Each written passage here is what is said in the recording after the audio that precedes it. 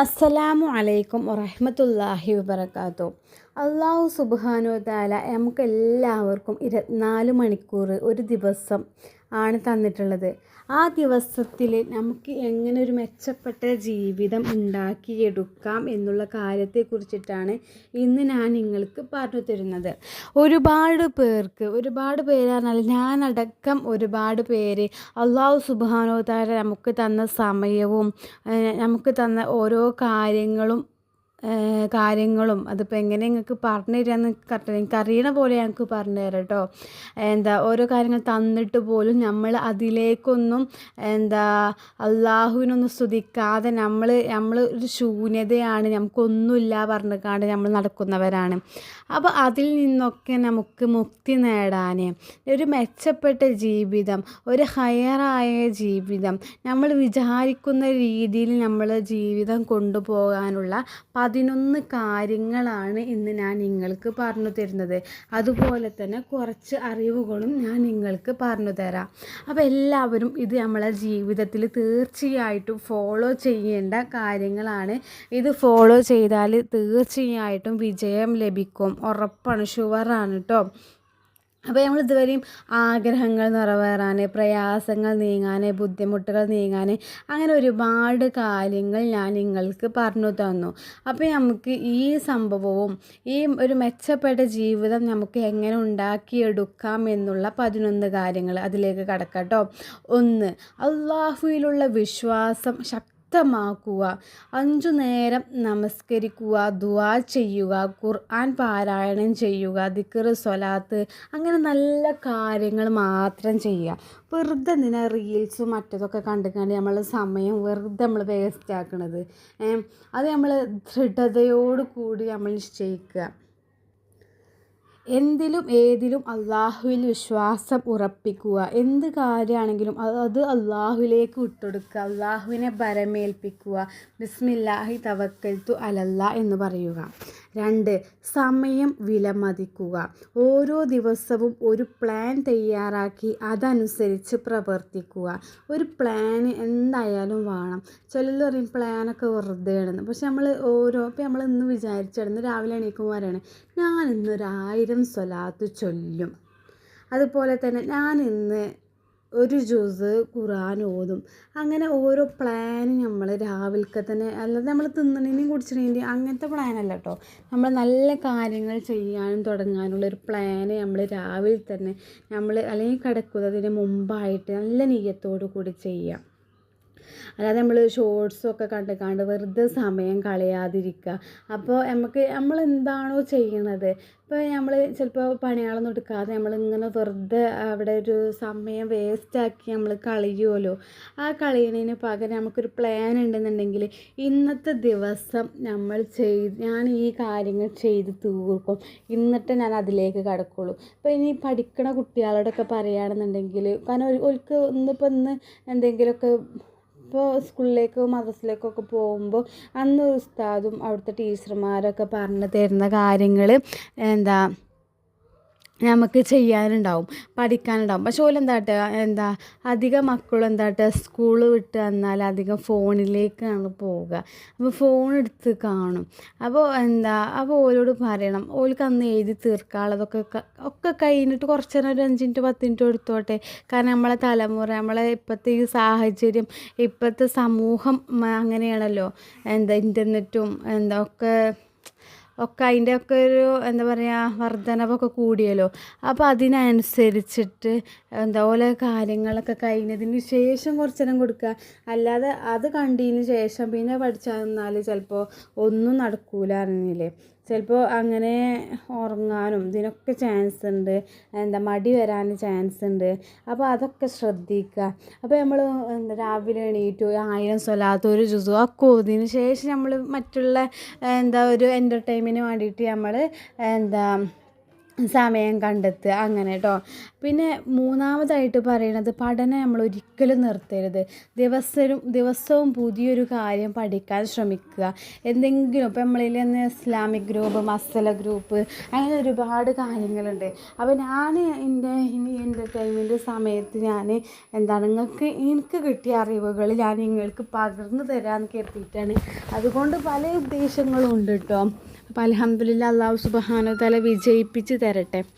നാലാമതായിട്ട് പറയുന്നത് ആരോഗ്യം സംരക്ഷിക്കുക, നല്ല ഭക്ഷണം കഴിക്കുക, ആവശ്യത്തിന് വെള്ളം കുടിക്കുക, ഉറക്കം ഉറപ്പാക്കുക. അതായത് നമ്മൾ വാരി വലിച്ച് തിന്നാതെ രാവിലെ തിന്നും, 10 മണിക്ക് തിന്നും, പിന്നെ കഴിഞ്ഞാവുന്നു ഒരു സമയം ഒരു കൃത്യനിഷ്ഠിതല്ലാതെ തിന്നാതിരിക്കുക. സമയത്തിന് മാത്രം തിന്നുക. കാരണം ആരോഗ്യം നമ്മൾ സംരക്ഷിക്കണം. ചിലർ തടി കൂടുതലാണ് മറ്റേതാണെന്നൊക്കെ പറയുമല്ലോ. അതിനൊക്കെ നമ്മൾ ഇസ്ലാം പഠിപ്പിച്ച രീതിയിൽ നമ്മൾ ഭക്ഷണം ഇതൊക്കെ കഴിച്ചാണെന്നുണ്ടെങ്കിൽ അതിൽ നമുക്ക് യാതൊരു ടെൻഷനും പേടിയും വേണ്ട. പിന്നെ അതേപോലെ തന്നെ ഈ 5 വക്ത് നിസ്കാരം തന്നെ ഒരു വ്യായാമമാണ്. കാരണം എല്ലാ അവയവങ്ങൾക്കും നല്ലൊരു അത് അള്ളാഹുലേക്കുള്ളൊരു ഇതുമാണ്. പക്ഷെ നമുക്ക് നമ്മളെ ബോഡിക്കും നല്ലൊരു ഇതാണ്. നമ്മളെ ശാസ്ത്രം വരെ അതിന് പഠനം നടത്തിയിട്ട് അതിന് നല്ലൊരു എന്താ പറയുക അഭിപ്രായമാണ് പറഞ്ഞിരിക്കണത് കേട്ടോ. അപ്പോൾ അത് നമ്മൾ ശ്രദ്ധിക്കുക, ആരോഗ്യം സംരക്ഷിക്കുക, നേരത്തിന് ഭക്ഷണം കഴിക്കുക, രാത്രി നമ്മൾ കിടക്കുമ്പോൾ തന്നെ ഭക്ഷണം കാണാൻ അങ്ങനെ തന്നെ കിടക്കാതിരിക്കുക. അങ്ങനെ ജീവിതശൈലിയിൽ തന്നെ നമ്മളൊരു മാറ്റം വരുത്തണം. ആരോഗ്യം സംരക്ഷിക്കണം. അതായത് നല്ല ഭക്ഷണം കഴിക്കുക പറഞ്ഞാൽ നമ്മൾ ആ സമയത്തിന് കഴിക്കുക. അതുമായി നമുക്ക് പറ്റിയതാണെന്നുണ്ടെങ്കിൽ തോനെ ആർത്തി കണ്ട് പള്ളം നിറച്ച് തിന്നാതിരിക്കുക. പിന്നെ ആവശ്യത്തിന് വെള്ളം കുടിക്കുക. ഒരു ദിവസം ഇത്ര ലിറ്റർ വെള്ളം കുടിച്ചണമെന്നുണ്ടാവില്ലേ, അത്ര വെള്ളം ലിറ്റർ കുടിക്കുക. ഉറക്കം ഉറപ്പാക്കുക. അതായത് ശാസ്കാരം കഴിഞ്ഞ് പറ്റുമെങ്കിൽ അതാണ് ഏറ്റവും നല്ലത്. ശാസ്കാരം കഴിഞ്ഞൊക്കെ തന്നെ കുറച്ചേരൊക്കെ നീ ഭർത്താവും അങ്ങനെയൊക്കെ ആയിട്ട് അങ്ങനെയൊക്കെ സംസാരിച്ചിട്ട് അല്ലെങ്കിൽ കഴിഞ്ഞൊക്കെ തന്നെ കിടക്കുന്നതാണ് ഏറ്റവും നല്ലത്. നേരത്തെ ഉറങ്ങിയിട്ട് നേരത്തെ എണീറ്റാൽ അത് റാഹത്താണ്. ഈ നേരെ മറിച്ച് നമ്മൾ വൈകി ഉറങ്ങുകയാണെന്ന് കരുതുക, ഒരു 11:30ക്കും 12 മണിക്കൊക്കെ നമ്മൾ ഉറങ്ങുകയാണെന്ന് കരുതിക്കോളിയും. എന്നിട്ട് നമുക്ക് നേരത്തെ എണീക്കാൻ നമുക്ക് കഴിയൂല. നമ്മളവർക്ക് അവിടെ ഒരു സുഖമില്ലാത്ത നീച്ചലേക്കാരത്. നമ്മൾ നേരത്തെ ഉറങ്ങിക്കാണ്ട് നേരത്തെ നീച്ചാണെങ്കിൽ അതൊരു സുഖമാണ്, അത് വേറൊരു റാഹത്താണ്. അപ്പോൾ നമ്മൾ ശ്രദ്ധിക്കണം കേട്ടോ. അത് നമ്മളെ ഈ ആരോഗ്യത്തിൻ്റെ കാര്യത്തിൽ അത് വളരെയധികം എഫക്റ്റീവായിട്ടുള്ള കാര്യം തന്നെയാണ്. ഈ 5ാമതായിട്ട് പറയുന്നത് നല്ല ശീലങ്ങൾ വളർത്തുക, സത്യസന്ധത, വൃത്തിയുള്ള ജീവിതം, കൃത്യനിഷ്ഠ എന്നിവ പാലിക്കുക. നല്ല ശീലങ്ങൾ പറഞ്ഞാൽ നമ്മൾ കിടക്കുന്നതിന് മുമ്പും രാവിലെ എണീറ്റാലൊക്കെ പല്ല് തേക്കുക, ഭക്ഷണത്തിന് മുമ്പും ശേഷമൊക്കെ കൈ വൃത്തിയായി കഴുകുക, കൈമായൊക്കെ വൃത്തിയായിട്ട് കഴുകുക, നമ്മളെ പരിസരമൊക്കെ വൃത്തിയാക്കുക. മാറാലൊക്കെ ഉണ്ടെങ്കിൽ അത് ആണായാലും പുരുഷനായാലും കണ്ടിക്കണമെന്നുണ്ടെങ്കിലൊക്കെ അത് തട്ടി വൃത്തിയാക്കുക. നമ്മൾ ഓരോ കാര്യങ്ങളും ഒരു അടുക്കും ചിട്ടിയിൽ നമ്മളെ ജീവിതം കൊണ്ടടക്കുക. പിന്നെ സത്യസന്ധത പുലർത്തുക. എന്തുണ്ടെങ്കിലും കുലിൽ ഹക്ക വൈങ്കാനമുറ, കയ്പാണെങ്കിലും സത്യം മാത്രം പറയുക. പിന്നെ കൃത്യനിഷ്ഠ പാലിക്കുക. എന്തിലും ഏതിലും കൃത്യനിഷ്ഠത മാത്രം പാലിക്കുക. അപ്പോൾ അങ്ങനെയൊക്കെ ചെയ്യാം. പിന്നെ 6ാമതായിട്ട് പറയുന്നത് നെഗറ്റീവ് ആളുകളെയും ശീലങ്ങളെയും ഒഴിവാക്കുക. നല്ല കൂട്ടുകെട്ട് തിരഞ്ഞെടുക്കുക. ചിലവർ ഇപ്പോൾ ഞാനൊരു ഉദാഹരണം പറയുകയാണെങ്കിൽ, ഇപ്പോൾ ഞാനൊരു PSCക്ക് പഠിക്കുന്നുണ്ടെന്ന് കരുതുക.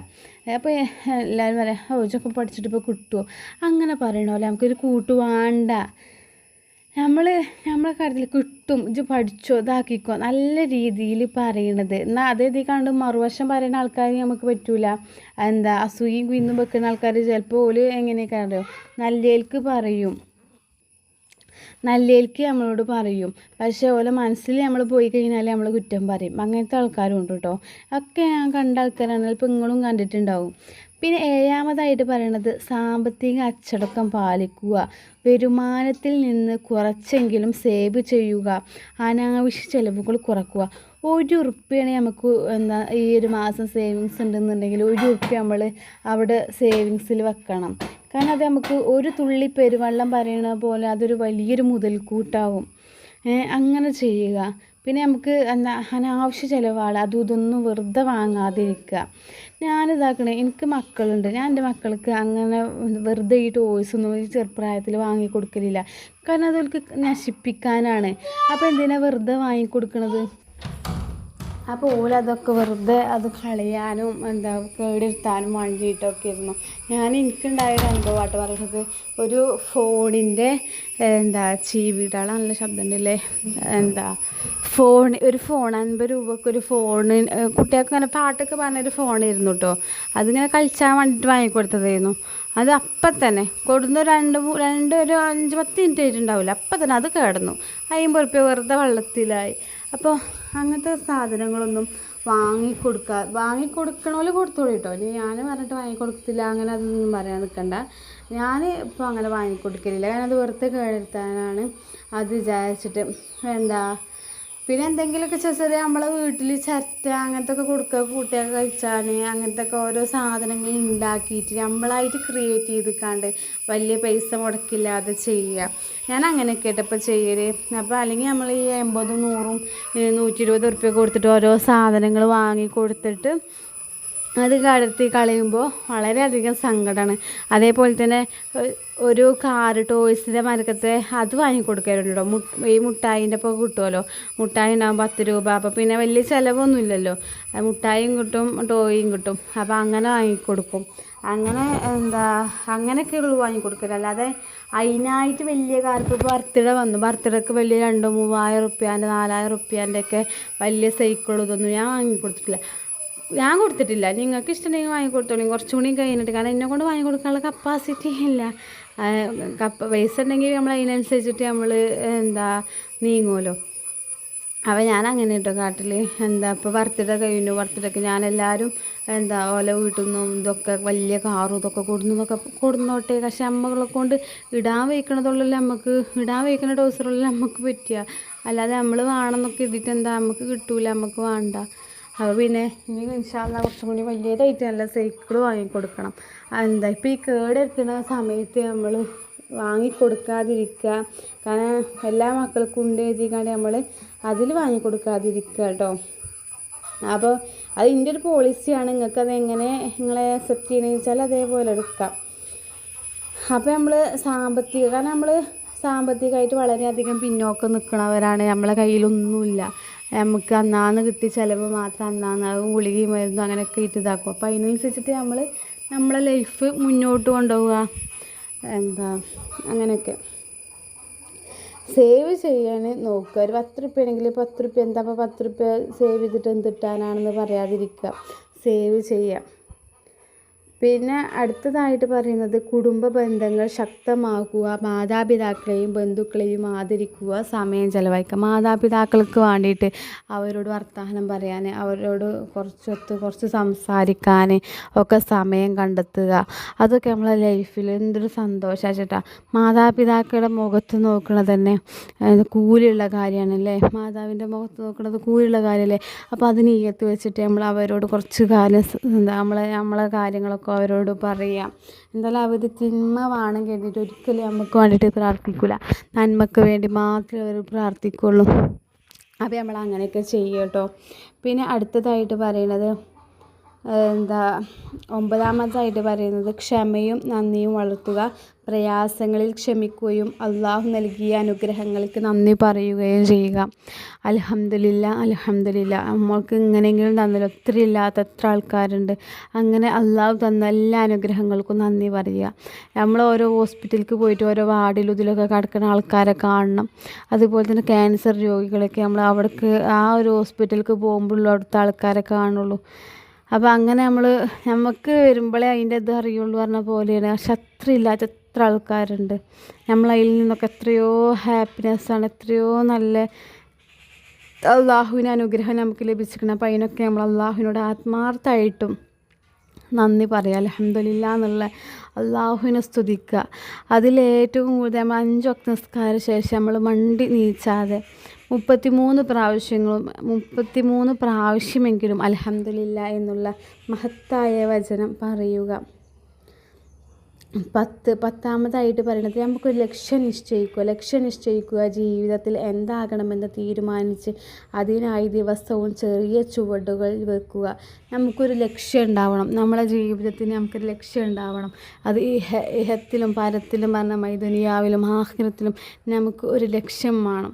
ആ ലക്ഷ്യം നമ്മൾ ഉറച്ച് വിശ്വസിച്ച് അതിന് വേണ്ടിയിട്ട് നല്ല കാര്യങ്ങൾ മാത്രം ചെയ്ത് മുന്നോട്ട് പോവുക. 11ാമതായിട്ട് പറയുന്നത് മറ്റുള്ളവർക്ക് ഉപകാരം ചെയ്യുക. ഒരു പുഞ്ചിരി, നല്ല വാക്ക്, ചെറിയ സഹായം പോലും ജീവിതത്തിൽ അനുഗ്രഹീതമാക്കും. അപ്പോൾ നമ്മൾ കുയിന്തും വിദ്വേഷമൊന്നും വെക്കാതെ ഇതിലടിച്ച് നടക്കാതെ നല്ല രീതിയിൽ, ചിലവരുണ്ട് ഭയങ്കര ദേഷ്യത്തിൽ ഇങ്ങനെ തുറപ്പിച്ചൊക്കെ നോക്കിയിട്ട് ഓനം തന്നെ വലിയ ആളെന്നുള്ള ലെവലിൽ നടക്കുന്ന ആൾക്കാരുണ്ട്. അങ്ങനെ നടക്കാതിരിക്കുക, ഒരു പുഞ്ചിരി. കാരണം നമ്മൾ നബിനെ കുറേ ആൾക്കാർ കല്ലെടുത്തെറിഞ്ഞപ്പോഴും, കുറേ കുട്ടികൾ കല്ലെടുത്തെറിഞ്ഞപ്പോഴും നബി പുഞ്ചിരിക്കുകയാണ് ചെയ്തത്. അതേപോലെ തന്നെ പള്ളിയിലേക്ക് മുത്തുനബി പോകുമ്പോൾ ഒരു സ്ത്രീ തുപ്പാന്നൊക്കെ പറഞ്ഞാൽ അപ്പോഴും മുത്തുനബി അവിടെ പുഞ്ചിരിക്കുകയാണ് ചെയ്തത്. എന്നിട്ട് ആ സ്ത്രീയെ കാണാനായിട്ട് അങ്ങനെയൊക്കെ ചരിത്രം പറയണ്ടല്ലോ. അതേപോലെ അത്ര തന്നെ നമുക്കാവാൻ കഴിയൂലെങ്കിലും നമുക്ക് അതേപോലെ ആകാൻ കഴിയുന്ന അത്രയും നമ്മളെ മനസ്സിനെ പറഞ്ഞ് അങ്ങനെ ആക്കുക. മെച്ചപ്പെട്ട ജീവിതം ഒരു ദിവസം കൊണ്ട് ലഭിക്കില്ല. ചെറിയ നല്ല ശീലങ്ങൾ സ്ഥിരമായി പാലിക്കുമ്പോഴാണ് വലിയ മാറ്റങ്ങൾ ഉണ്ടാകുന്നത്. ചെറിയ കാരണം നമ്മളൊരു ഭാഗ്യവാന്മാർ പറഞ്ഞ മാതിരി നമ്മളെ ജീവിതത്തിൽ നമ്മൾ സീറോ ആണ്.